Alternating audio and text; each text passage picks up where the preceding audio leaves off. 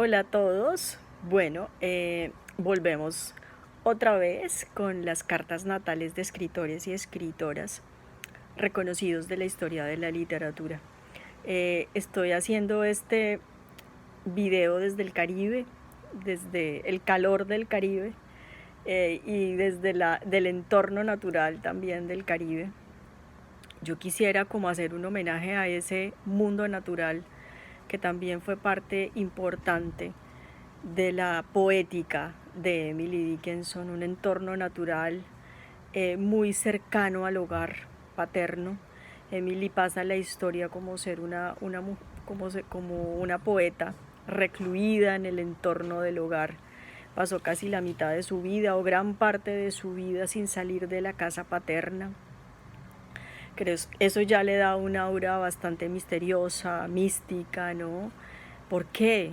¿Qué la hizo realmente no querer nunca salir de su casa, ¿no?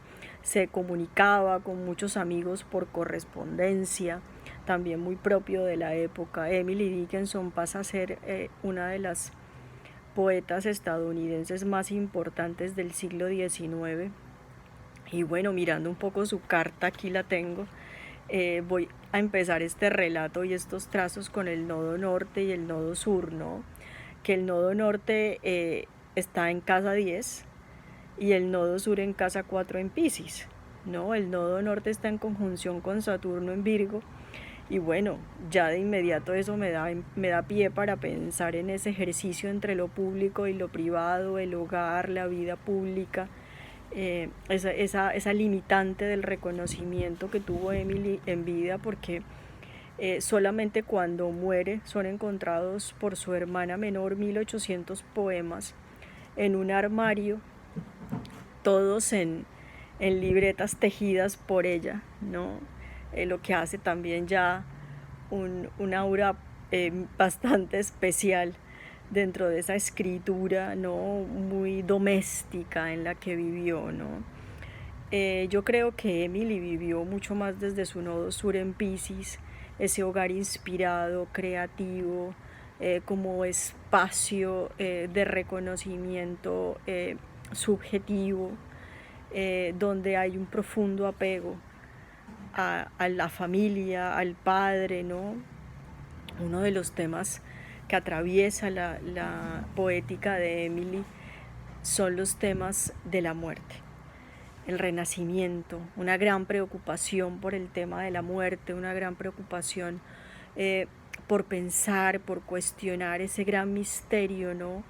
Muy marcado con ese ascendente en Escorpión, que hace que estos temas estén muy vivos dentro de su poética y dentro de su vida. La muerte del padre representó para ella un hito fundamental, muy doloroso. Tenemos entonces al Sol en casa 1 en Sagitario, Venus en casa 1 en Sagitario, en conjunción con Mercurio en Sagitario. El Sol está en conjunción con Venus y con Mercurio, ¿sí?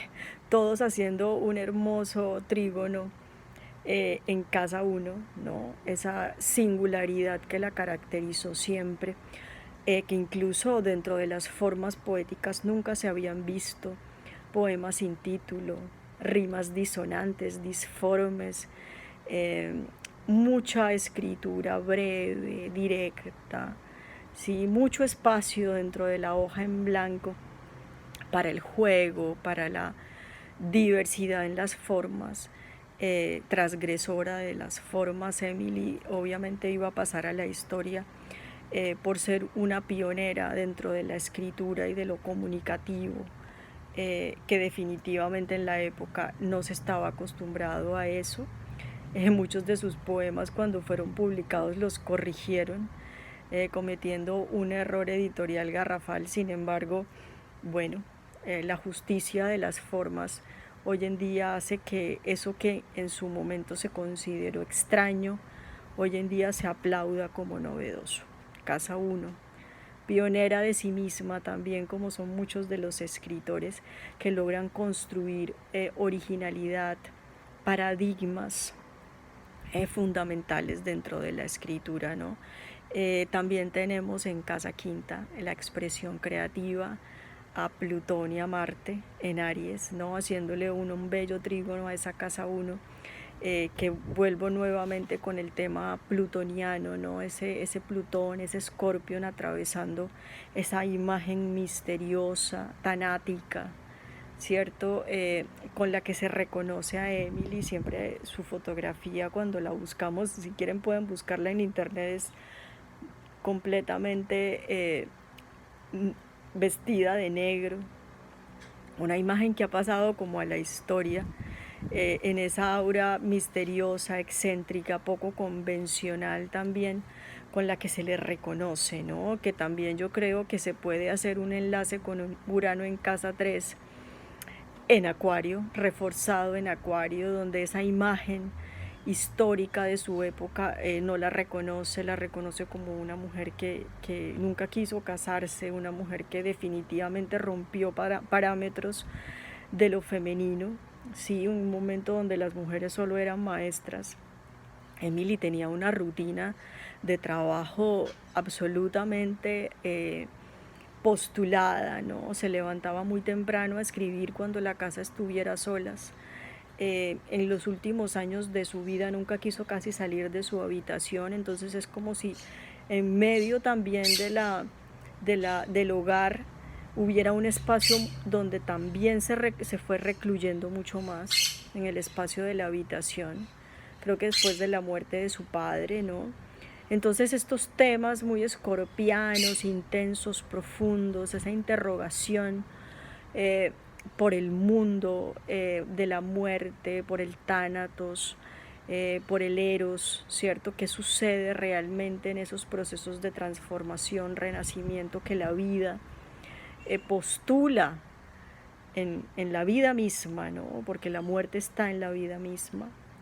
Entonces, yo creo que atravesado por todas esas coyunturas, encontramos una mujer excepcional que hoy en día es reconocida por ser una de las poetas norteamericanas más importantes del siglo XIX. No puedo hacer otra cosa que recomendárselas, pueden encontrarla disgregada por toda la web, bellas traducciones en español, muchísimas. Creo que los petirrojos de Emily van a estar también en este video, porque esos petirrojos hacían parte de ese homenaje que Emily le hace a su entorno natural.